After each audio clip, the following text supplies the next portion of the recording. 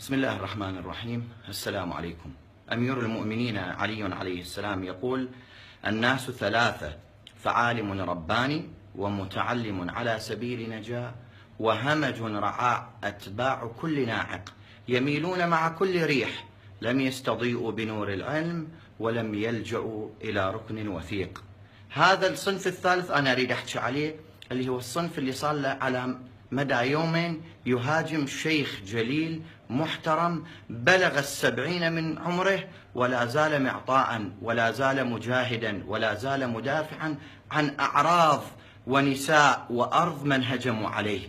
الشيخ جلال الدين الصغير، هذه القامة الكبيرة اللي هناك من الأقزام من يريد الحديث عنه والهجوم عليه، أقول لهم: هذا من الرجال الذين دافعوا والذين خرجوا وبرزوا في هذا العمر وفي أيام شبابه، واستمر إلى هذه اللحظة، في حين كان منكم من يتحدث عنه وهو يستتر تحت عباءة امرأته خائفا، والشيخ جلال الدين الصغير برز بهذا العمر ليقاتل نيابة عنكم ويحمي أعراضكم ويحمي نساءكم ويحمي أرضكم.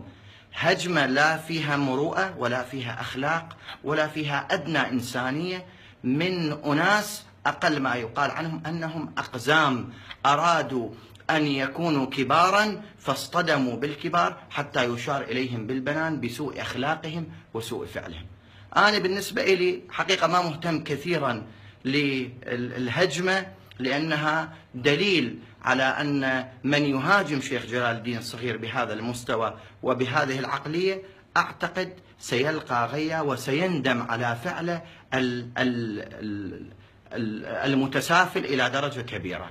لكن أنا أقول للشيخ جلال الدين الصغير وألومه حقيقة، لأنه أنت إجيت على ذكر طار النستلة، لأن الظاهر النستلة عندهم مشكلة ما يقدرون يستغنون عنها، وأنا أخاف عليهم يوم يأتي الصيف والنستلة مالتهم تموع، شو راح يسوون؟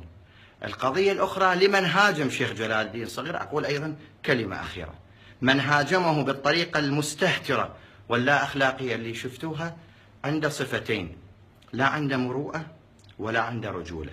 واللي ما عنده لا مروءة ولا رجولة أعتقد القبر أولى به، وأن يضع رأسه في الرمال خجلا من عدم مروءته وعدم رجولته. احنا بالنسبة لنا دائما نتعرض والقامات تتعرض، والشجر المثمر، الشجرة المثمرة الشيخ جلال الدين صغير يرمى بالحجارة لأنه معطاء دوما وأنتم خاوين وفارغين. في أمان الله.